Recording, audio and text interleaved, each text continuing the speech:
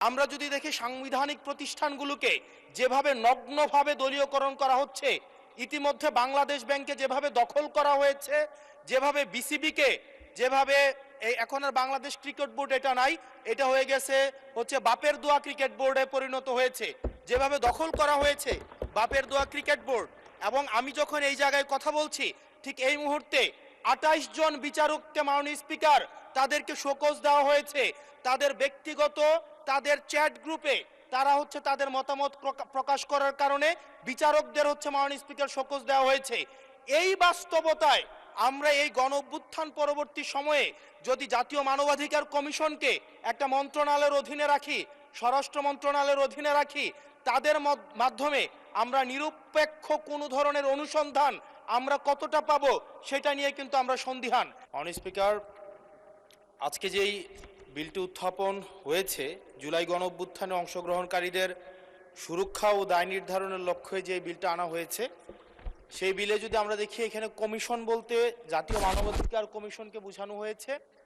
এবং এখানে 2 ঘতে সংজ্ঞার মধ্যে আমরা যদি দেখি বিশৃঙ্খল পরিস্থিতির অপরাধমূলক অপব্যবহার, এটার ব্যাখ্যাটা দেওয়া হয়েছে রাজনৈতিক প্রতিরোধের পরিবর্তে সংকীর্ণ ও ব্যক্তিগত স্বার্থে সংগঠিত যে হত্যাকাণ্ডগুলো হয়েছে এটাকে একভাবে দেখা হবে। আর আরেকটা হচ্ছে গণতান্ত্রিক ব্যবস্থা পুনরুদ্ধারের উদ্দেশ্য যেই কার্যাবলীগুলো সংগঠিত হয়েছে সেটাকে একভাবে দেখা হবে। মাননীয় স্পিকার, প্রবলেমের জায়গাটা যেটা সেটা হচ্ছে সংকীর্ণ ও ব্যক্তিগত স্বার্থে যে ধরনের সংগঠিত হত্যাকাণ্ড হয়েছে সেটাকে কে ডিফাইন করবে, সেটাকে কিন্তু ডিফাইন করবে এই আইন অনুযায়ী জাতীয় মানবাধিকার কমিশন। অর্থাৎ এই ইনডেমনিটিটা জাতীয় মানবাধিকার কমিশনের উপরে নির্ভর করবে। এবার এই জাতীয় মানবাধিকার কমিশনের যে অধ্যাদেশ সেটা কিন্তু ইতিমধ্যে ল্যাপস করে দেওয়ার প্রস্তাব দেওয়া হয়েছে। এখন এই জাতীয় মানবাধিকার কমিশনটা এটা যে 2009 সালের অনুযায়ী যদি চলে তাহলে সেটা কিন্তু পুরোপুরি সরকার নিয়ন্ত্রিত একটা মানবাধিকার কমিশন। যেই মানবাধিকার কমিশন বিরোধী দল ও মতকে দমনের জন্য ব্যবহার করা হয়েছে, ভিকটিম ব্লেমিংয়ের জন্য ব্যবহার করা হয়েছে, যেই মানবাধিকার কমিশন গুম খুনের বৈধতা উৎপাদন করা হয়েছে। মাননীয় স্পিকার, এই মানবাধিকার কমিশনকে যদি আমরা মন্ত্রণালয়ের অধীনে রাখি এবং ওই মানবাধিকার কমিশনের মধ্য দিয়েই যদি আমরা জুলাই গণ অভ্যুত্থানের এই কার্যক্রমগুলোকে বিচারের এবং নিরীক্ষণের দায়িত্ব দেওয়া হয়, সেক্ষেত্রে এই নিরীক্ষণ কিন্তু প্রশ্নবিদ্ধ হবে। এছাড়াও আমরা যদি দেখি সাংবিধানিক প্রতিষ্ঠানগুলোকে যেভাবে নগ্নভাবে দলীয়করণ করা হচ্ছে, ইতিমধ্যে বাংলাদেশ ব্যাংকে যেভাবে দখল করা হয়েছে, যেভাবে বিসিবিকে যেভাবে এখন আর বাংলাদেশ ক্রিকেট বোর্ড এটা নাই, এটা হয়ে গেছে হচ্ছে বাপের দোয়া ক্রিকেট বোর্ডে পরিণত হয়েছে, যেভাবে দখল করা হয়েছে বাপের দোয়া ক্রিকেট বোর্ড। এবং আমি যখন এই জায়গায় কথা বলছি, ঠিক এই মুহূর্তে 28 জন বিচারককে মাননীয় স্পিকার তাদেরকে শোকজ দেওয়া হয়েছে। তাদের ব্যক্তিগত তাদের চ্যাট গ্রুপে তারা হচ্ছে তাদের মতামত প্রকাশ করার কারণে বিচারকদের হচ্ছে মাননীয় স্পিকার শোকজ দেওয়া হয়েছে।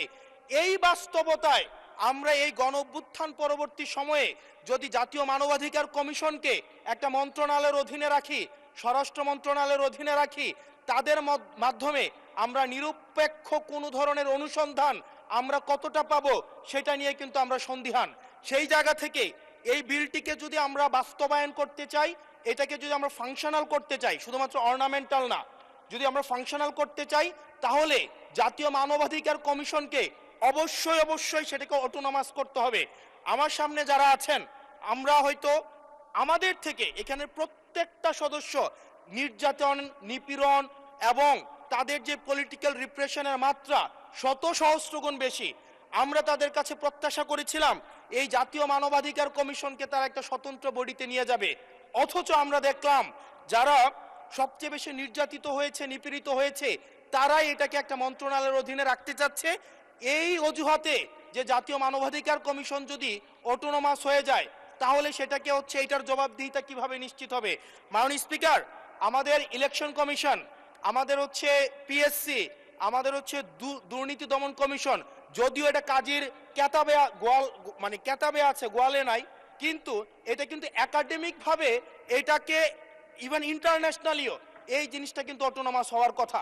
সেজন্য মাননীয় স্পিকার, যেভাবে বর্তমানে প্রতিষ্ঠানগুলো নগ্নভাবে দলীয়করণ করা হচ্ছে, সেজন্য জাতীয় মানবাধিকার কমিশন যে দলীয়করণ করা হবে না, আবার বাপের দোয়া একটা মানবাধিকার কমিশন বা বিরোধী দল দমন কমিশন করা হবে না, এটার প্রতি কিন্তু আমাদের আস্থা নাই। সেই জায়গাটা থেকে আমরা আপনার মাধ্যমে আমরা এই আমাদের মাননীয় স্বরাষ্ট্রমন্ত্রী সহ আমাদের HPM এর কাছে অনুরোধ থাকবে, এই বিলটা পাশ করার আগে যেন জাতীয় মানবাধিকার কমিশনের আমরা এটা যেন ইভেন উনার দলেরও একজন মাননীয় সংসদ এই বিষয়ে বক্তব্য দিয়েছেন এবং উনি পয়েন্ট বাই পয়েন্ট এই বিষয়গুলোকে ব্যাখ্যা করেছেন। যদি জাতীয় মানবাধিকার কমিশন দলীয়করণ করা হয়, দিন শেষে গুম খুন থেকে শুরু করে আমাদের এই জুলাই ইনডেমনিটি, এইটা দিন শেষে হচ্ছে যে পেপারেই থেকে যাবে, এটা দিন শেষে কোনো বাস্তবায়ন হবে না।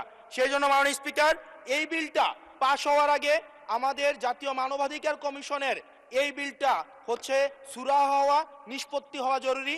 না হয় বিসিবির মতো আমরা আবার বাপের দোয়া কমিশন দেখতে পাবো, আমরা হচ্ছে বাংলাদেশ ব্যাংকের মতো আবার দলীয়করণ দেখতে পাবো, আমরা বিশ্ববিদ্যালয়গুলোকে যেভাবে এক ধরনের দলীয়করণ করা হয়েছে আমরা সেটি দেখতে পাবো, আমরা বিচার বিভাগকে আবার যেভাবে এখন ভয়ের মধ্যে নিয়ে যাওয়া হচ্ছে। ধন্যবাদ মাননীয় সদস্য।